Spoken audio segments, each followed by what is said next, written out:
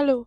आज इस क्वेश्चन में हमें बोला है कि A1 A2 A3 till A100 एक अरिथमेटिक प्रोग्रेशन है जिसमें हमें A1 क्या दे रखा है 3। ठीक है, एंड सम क्या दे रखा है, sum of P terms is summation of I is equals to 1 to P AI where P lies between 1 to 100। ठीक है, तो हमें बोला है कि अगर M की वैल्यू 5n है तो हमें निकालना है SM बाय SN क्या होगा। तो हम लेते हैं SM बाय SN, तो फॉर्मूला लगाएंगे हम यहाँ पे, तो इसको हम क्या लिख सकते हैं, summation from I is equals to 1 to m। ठीक है, A I divided by summation of I is equals to 1 till n A I. ठीक है, अब हमें लेकिन पता है कि m is equals to 5n है, तो अगर मैं इसका सम लूंगी तो वो क्या आना चाहिए m बाई 2, लेकिन अब मैं m की जगह हर जगह क्या लूंगी 5n, तो 5n by 2 into 2a plus 5n minus 1 d, और यहाँ पे क्या आ जाएगा n ही आएगा, n by 2 into 2a plus n minus 1 into D. तो n से n कैंसिल हो गया, 2 से 2 कैंसिल हो गया, तो मेरे पास क्या बच गया 5 इंटू, अब हमारे पास फर्स्ट टर्म क्या है 3, तो ये क्या हो जाएगा 6 plus 5n d minus d divided by 6 plus n d minus d. लेकिन अब हमें क्या बोला है, क्वेश्चन में कंडीशन दी है कि अगर ये डिपेंडेंट ना हो n पे। ठीक है, तो मतलब अगर n पे डिपेंडेंट ना हो, तो n पे डिपेंडेंट ना होने के लिए हमें क्या करना पड़ेगा कि जो ये d वाली टर्म है और बाकी की सारी टर्म्स है, इनको क्या करना पड़ेगा, जीरो करना पड़ेगा, तभी ये n से n कैंसिल हो जाएगा और फिर ये इंडिपेंडेंट हो जाएगा n से। तो इसका मतलब मेरी 6 माइनस डी वाली जो टर्म है वो किसके इक्वल होनी चाहिए, जीरो के। ठीक है, तो d यहाँ से मेरे पास कितना आ गया 6 और a कितना था मेरे पास 3, तो यहाँ से सेकेंड टर्म निकालनी है हमें। सेकेंड टर्म क्या होती है a1 प्लस डी, और a1 क्या है हमारे पास 3, तो 3 प्लस 6 किसके इक्वल आ जाएगा 9। तो हमारे पास यही हमें निकालना था, तो ये क्या आ गया 9। आई होप आपको ये क्वेश्चन समझ आ गया होगा। Thank you. हेलो गाइस, इस क्वेश्चन में हमें दिया गया है कि let a b and c be in GP, किस में है, जीपी में है, जिसका कॉमन रेशियो क्या है, आर है। आर कहाँ से कहाँ तक एग्जिस्ट करता है वो दिया गया है, और ए हमारा जीरो के बराबर नहीं होगा। आर कहाँ से कहाँ तक एग्जिस्ट करता है, if 3a 7b and 15c are the first three terms of an AP. ठीक है, ये हमारा दिया गया है, तो हमें फोर्थ टर्म फाइंड करना है। चलिए इसका फोर्थ टर्म फाइंड करना है, तो सबसे पहले इसके लिए हम क्या मान लेते हैं, इसके लिए हम मान लेते हैं let the term be, term को हम क्या मान लेते हैं ए, ए आर और ए आर स्क्वायर। ठीक है, ये हमारा टर्म हो जाएगा। तो अब इसमें से हमको दिया हुआ क्या है, 3a 7b और 15c, किस में है, एपी में है। ठीक है, तो अब इसमें से हम कुछ लिख सकते हैं इस तरह, 14b is equal to 3a plus 15c। ठीक है, लिख सकते हैं। तो अब यहाँ से हम b का वैल्यू बैठा सकते हैं। b हमारा क्या है, सेकंड वाला जो टर्म है। ठीक है, a r is equal to 3a हमारा a ही है प्लस 15c हमारा क्या है, ए आर स्क्वायर। ठीक है, अब हम इसको सॉल्व करेंगे थोड़ा सा। तो सॉल्व करने के बाद हमें क्या मिलेगा, 14ar is equal to 23a plus 15ar का स्क्वायर। ए हर जगह से कैंसिल आउट हो सकता है, कॉमन लेके उसको कैंसिल कर देंगे, तो हमें क्या मिल जाएगा 15r स्क्वायर। ठीक है, minus 14r plus 3 is equal to 0। अब हम इसको फैक्टराइजेशन से सॉल्व करेंगे। तो फैक्टराइजेशन से जब हमें सॉल्व करेंगे तो हमें इसका जो वैल्यू मिलेगा वो हमें, इसका value r is equal to, factorisation से सबसे पहले हम चलिए इसको सॉल्व करके ही दिखा देते हैं। तो ये हमारा क्या बन जाएगा, यहाँ पर इसको हम लिख सकते हैं 15r square minus 9r plus 5r plus 3 is equal to 0। अब इसमें से हम कॉमन लेंगे तो हमारा 3r कॉमन आएगा, यहाँ से 5r minus 3 plus 1 5r minus 3 is equal to 0। तो अब इसमें से हमको r का वैल्यू कैलकुलेट हो जाएगा। तो r हमारा क्या क्या आ जाएगा, r इज इक्वल टू हमारा क्या क्या आएगा, माइनस 1/3 और 3/5। तो ये दो वैल्यू हमारा आएगा, 1/3 एक आएगा एक तो, और एक हमारा r का वैल्यू आएगा 3/5। ठीक है। यहाँ पर हम प्लस लिख दिए गलती से, तो यहाँ हम थोड़ा सा मिस्टेक अपना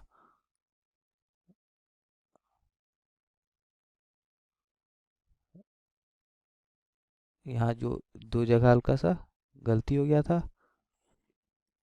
यहाँ क्या होगा -5r, ठीक है। और यहाँ पर हमारा क्या हो जाएगा माइनस, यहाँ हमारा -1 होगा, ठीक है। तो r हमारा 1/3 आ जाएगा और 3/5 होगा, तो 3/5 को हम क्या करेंगे निगलेक्ट करेंगे। क्यों निगलेक्ट करेंगे, क्योंकि r का रेंज में हमारा नहीं आ रहा।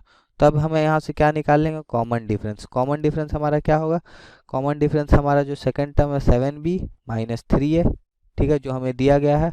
तो अब यहाँ से हम क्या करेंगे, b का वैल्यू हमको पता है, b का वैल्यू हमारा क्या है a/r है, a/r माइनस ए का वैल्यू हमारा वही है।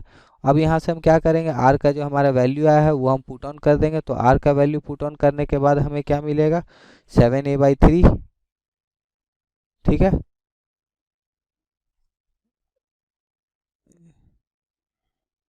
यहाँ पर हल्का सा ये एरर हुआ है, ये एरर हुआ है मतलब ये गलती हल्का सा है। यहाँ पर मुझे a/r नहीं, b हमारा क्या है ar है, ठीक है। तो अब हम r का वैल्यू पुट कर देंगे, तो 7a/3 -3 ये हो जाएगा ये, ठीक है। तो अब इसको जब हम कैलकुलेट करेंगे तो हमारा क्या आ जाएगा -2/3 ऑफ a। अब हमको निकालना क्या है, फोर्थ टर्म निकालना है। तो फोर्थ टर्म हमारा फोर्थ टर्म क्या हो जाएगा 15c, ठीक है।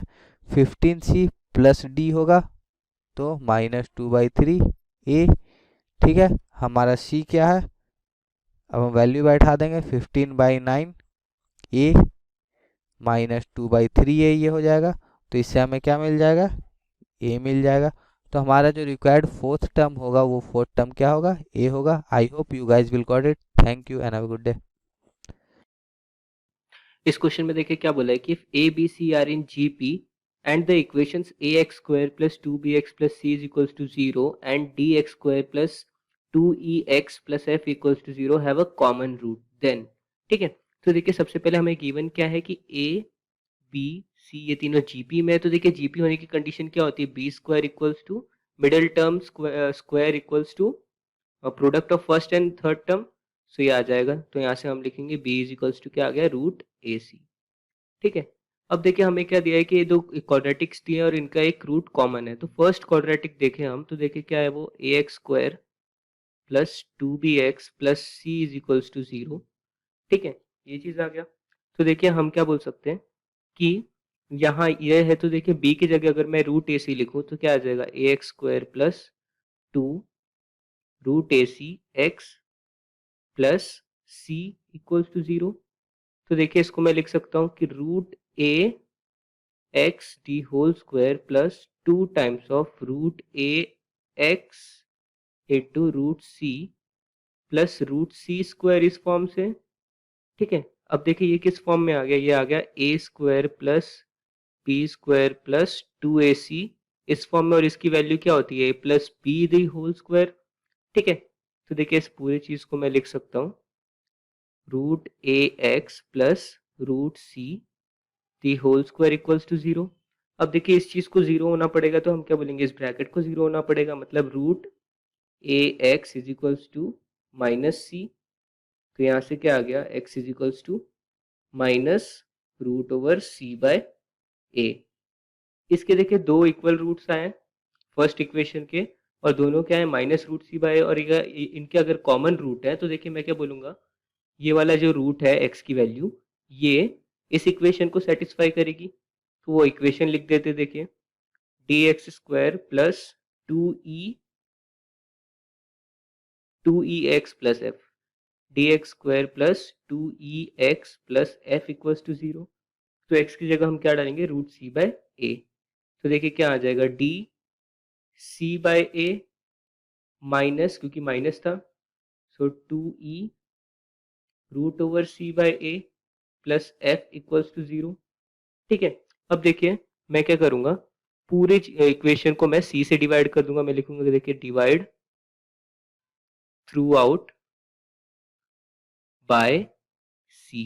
तो क्या होगा देखिए डी बाई ए हो जाएगा क्योंकि सी है, तो देखिए नीचे सी आएगा तो सी से C cancel, minus 2e root C by root A, और ये सी एक डिवाइड में आ गया, plus F by C is equals to 0। तो देखिए इधर यहाँ से अगर रूट सी और ये सी कैंसिल करे तो क्या आएगा देखिए d by a minus 2e by root c root a plus F by C is equals to 0। ठीक है, और देखिए हमें पता है कि देखिए क्या है, रूट सी इंटू रूट ए क्या होगा रूट ए सी, और रूट ए सी क्या होता है बी। तो यहाँ हम लिख सकते हैं d by a minus 2e by b plus F by c equals to 0। तो देखिए अब मैं क्या करूंगा, इसको मैं लिखूंगा d by A minus E by B minus E by b plus F by c equals to 0, इस तरह से। और देखिए ये दो टर्म्स को मैं उस साइड ले जा रहा हूँ, ठीक है, इस साइड ले जा रहा हूँ 0 के। तो हमारे पास क्या आएगा देखिए D by A minus E by B is equals to E by B minus F by C, इस तरह से आ गया।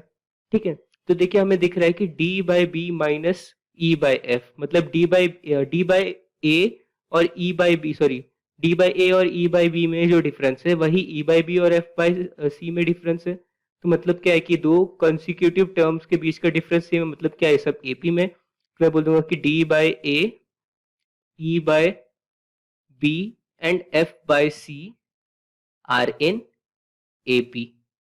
ठीक है, तो देखिए अगर ऑप्शंस में देखिए एपी की बात की गई है तो देखिए D by B, D by A तो कहीं दिख नहीं रहा है हमें।